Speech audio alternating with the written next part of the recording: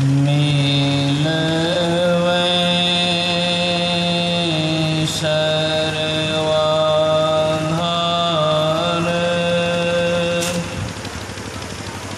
मंगलमय मंगल करना बिनवा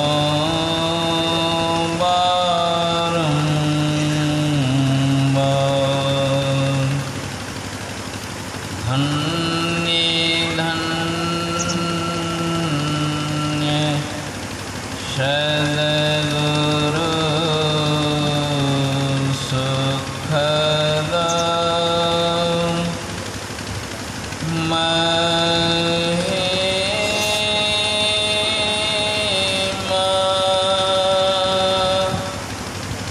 कहीं न जाए जो कछु कहूँ तुम्हारी कृपा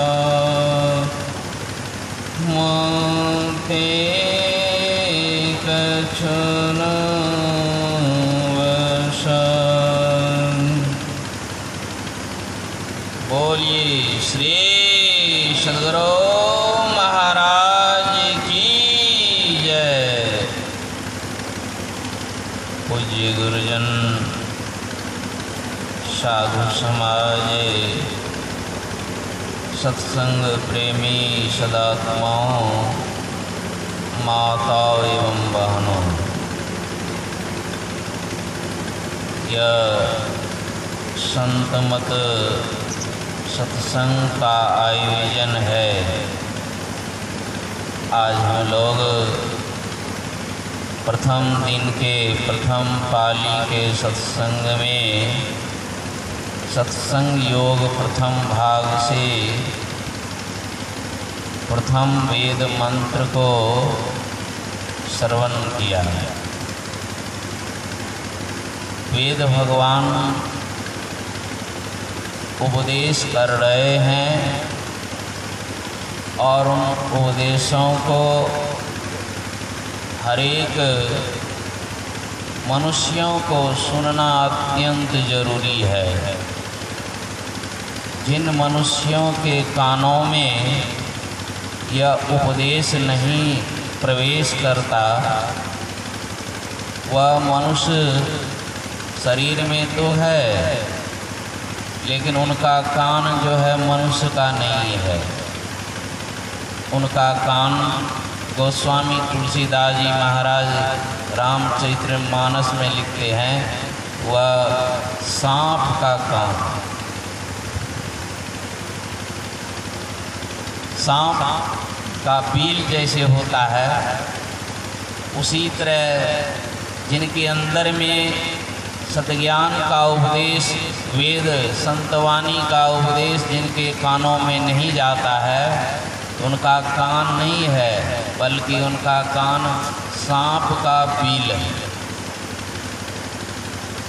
इसलिए यह आयोजन रखा गया है बड़ी मेहनत के साथ कि मनुष्यों के कानों में ये शब्द, ये उपदेश प्रवेश करे। क्योंकि यह मनुष्य का शरीर बड़ा ही दुर्लभ है। देवता भी मनुष्य शरीर के लिए ललायित रहते हैं।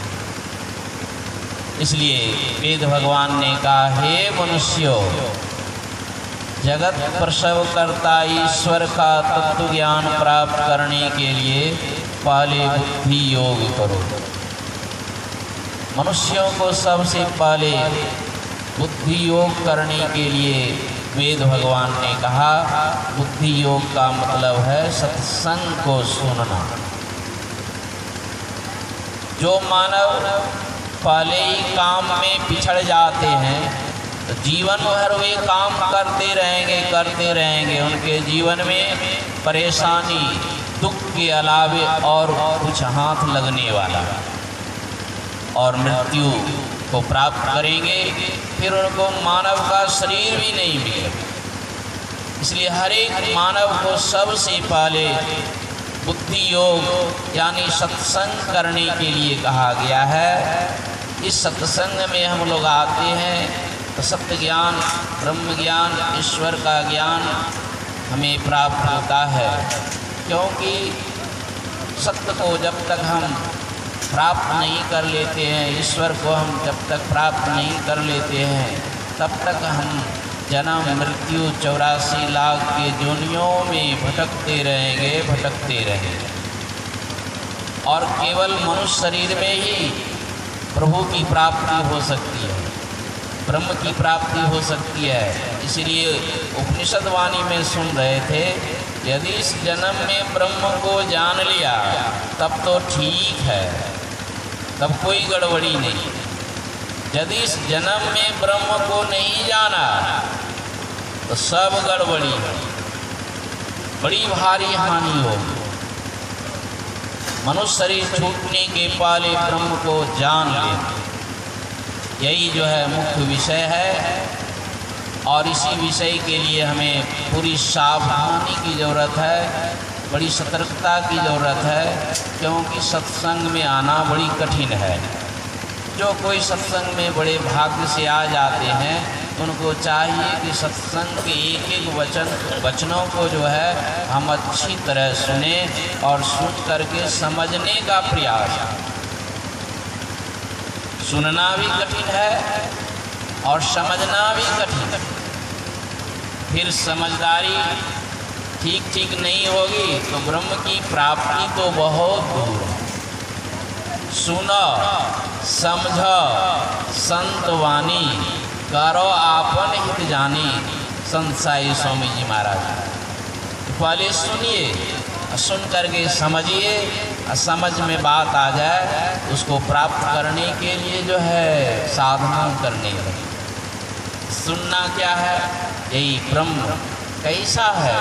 गुरु महाराज इसी को खूब समझाया, जीवन भर समझाने का प्रयास किया, क्योंकि उन्होंने कहा यदि ईश्वर के सत्य स्वरूप का ज्ञान हमें ठीक नहीं है तो हम उसी मुसाफिर के समान है जो मुसाफिर अपने घर से यात्रा के लिए निकल चुका है। यात्रा बहुत तेजी से कर रहा है, लेकिन उस यात्री से पूछा जाए कि कहाँ जाना है, वह यात्री कह दे कि मुझको पता नहीं है, मैं सिर्फ चल रहा हूँ। जीवन भर चलता रहेगा, वो पहुँच नहीं सकता, क्योंकि उनको पता ही नहीं है। गुरु महाराज कहा करते थे कि वो मनुष्य भी उसी मुसाफिर यात्री के समान है जिनको ईश्वर के सत्स्वरूप का ज्ञान नहीं है। खूब पूजा करते हैं, पाठ करते हैं, विद्या अध्ययन करते हैं, नौकरी करते हैं, खेती करते हैं, अरबपति खरबपति राष्ट्रपति बन गए हैं, लेकिन ईश्वर के स्वरूप का ज्ञान हमें ठीक नहीं है। आप उसी भटके हुए मुसाफिर के समान। गुरु महाराज समझाते हैं वह ब्रह्म, वह परमात्मा कैसा है। तो संत मत के सिद्धांत में हम लोग रोज पाठ करते हैं, जो परम तत्व आदि अंत रहित, असीम, अजन्मा, अगोचर, सर्वव्यापक और सर्वव्यापकता के भी परे हैं, उसे ही सर्वेश्वर सर्वाधार मानना चाहिए। ये संत मत के सिद्धांत को गुरु महाराज पहले जो है कहते थे, इसको याद करो, समझो, तब जाकर के दीक्षा लो। दीक्षा लेना भी कठिन। पहले इतने कड़े नियम थे, हम लोगों ने भी पहले सत्संग सुना कई महीने, 6 महीने तक, तब जाकर के भजन वे दीक्षा। संत मत के सिद्धांत को अत्यंत जरूरी है समझना। दीक्षा ले लिए है, अच्छी बात है, लेकिन एक एक शब्द का अर्थ जानना जरूरी है, नहीं तो हम सिद्धांत पर नहीं रहेंगे, हम भटक जाएंगे। जो परम तत्व आदि अंत रहित, असीम, परम तत्व कहा। परमात्मा जो है कोई तत्व नहीं है, मिट्टी तत्व है, जल तत्व है, अग्नि तत्व है, वायु तत्व है, आकाश तत्व है, ये 5 तत्व हैं। ये 5 विनशने वाले हैं, जिसका विनाश होता है वो परमात्मा नहीं। ये पांचों तत्वों से जो भिन्न है उसी को परम तत्व कहा गया है, जिसका कि विनाश नहीं, आदि अंत रहित है, उसका ना और है ना छोर है, आदि अंत रहित है, असीम है, किसी भी सीमा में वे परमात्मा नहीं आने वाले। और परमात्मा का जन्म नहीं होता है, वो अजन्मा है, और जिसका जन्म नहीं होता है वो अगोचर है, किसी इंद्रियों के द्वारा हम जान नहीं सकते। और सबसे बड़ी बात गुरु महाराज कहते हैं वो सर्वव्यापक है, सृष्टि के कण कण में है, एक तिल भी परमात्मा से कहीं खाली नहीं। परमात्मा तो बड़े आसानी से प्राप्त हो जानी चाहिए, इस एक तिल भी जो है परमात्मा से कहीं खाली नहीं है। जहाँ चाहें जो चाहें उनका दर्शन कर लें, लेकिन कभी उनका दर्शन हो नहीं रहा है। जन्मों जन्मों से भटक रहे हैं, और इस जन्म भी जो है बचपन भी समाप्त, जवानी भी समाप्त, इतने के बुढ़ापा भी समाप्त होने वाले हैं, उस प्रभु का कहीं दर्शन नहीं हो रहा है।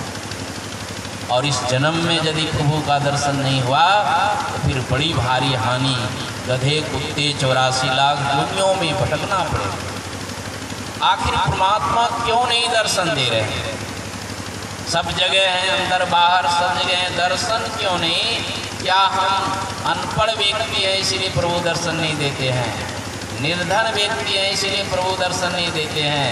नीच जाति के हैं इसलिए प्रभु दर्शन नहीं देते हैं? क्या कारण है जो प्रभु हमें दर्शन नहीं देते? कहते ये सब कोई कारण नहीं है। परमात्मा दर्शन क्यों नहीं होता है, यह ज्ञान भी सत्संग में मिलता है। एक ही कारण है जिस कारण से हमें प्रभु नहीं दर्शन देते।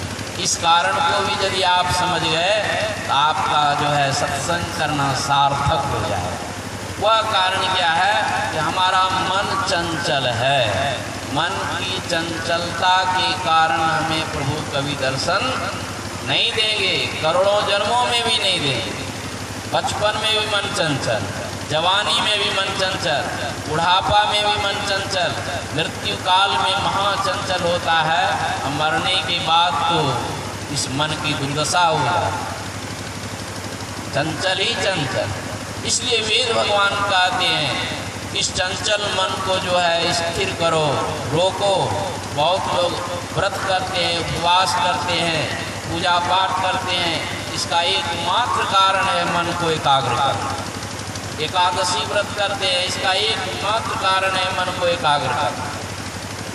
जितने भी पोथी पुराण हैं, रामायण गीता संतवाणी, इसलिए बनाए गए हैं कि लोग जो है पढ़ करके मन को एकाग्र करें। लेकिन मन इतना चंचल है, ये थोड़े से पूजा पाठ और पोथी पुराण और प्रवचन सुन करके ये एकाग्र होने वाला नहीं है। इसके लिए हमें गुरु चाहिए। जिनको गुरु मिले हैं, जिन्होंने अपने मन को एकाग्र कर लिया है, उनके चरण शरण में जाते हैं तो मन को एकाग्र करने के लिए जो है युक्ति बताते हैं। उसी को वेद भगवान ने कहा कि मानस योग करो। मानस योग का मतलब होता अति पावन गुरु मंत्र, मन ही मन जाप जपो, उपकारी गुरु रूप का मानस ध्यान थपो। जो भजन भेदी हैं, जिनको दीक्षा प्राप्त हुई है, वे एक मंत्र को जपते हैं और एक रूप को ध्यान करते हैं। लेकिन इसमें भी यदि सावधानी नहीं है तो जप नहीं होगा। इसमें यदि सावधानी नहीं है तो मानस ध्यान नहीं। बड़े पवित्रता के साथ झूठ, चोरी, नशा, हिंसा, बेविचार, पापों से अलग रख करके जो मंत्र का जप करते हैं, स्थूल रूप का ध्यान करते हैं, उनके अंदर में पवित्रता आती है। तब जा करके पवित्र रूप का दर्शन अंदर में होता है। गुरु का रूप का दर्शन होने मात्र से संसार की सारी कामनाओं की पूर्ति होने लगती है, सारी इच्छाओं की पूर्ति होने लगती है।